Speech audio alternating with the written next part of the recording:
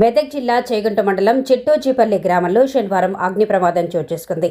ఎగ్గడి నర్సింహులు నివాసంగా ఉంటున్న పూరి గుడిసె కుటుంబ సభ్యులు ఇంట్లో లేని సమయంలో అకస్మాత్తుగా మంటలు అంటుకొని పూర్తిగా దగ్ధమైంది. ఈ ప్రమాదంలో పెళ్లి కోసం దాచుకున్న సుమారు 5 లక్షల నగదు, 4 తులాల బంగారం, 20 తులాల వెండి, బియ్యం, బట్టలతో సహా ఇంటి సామగ్రి అంతా అగ్నికి ఆహుతయ్యాయి. సర్వస్వం కోల్పోయిన ఆ కుటుంబం తీవ్ర నిరాశతో మునిగిపోయింది. ఘటనతో గ్రామంలో విషాద వాతావరణం నెలకొంది. బాధిత కుటుంబానికి తక్షణ సహాయం అందించాలని గ్రామస్తులు కోరుతున్నారు. అక్క ఏమైంది అసలు? 4 తులాల బంగారం ఉంది స్వామి.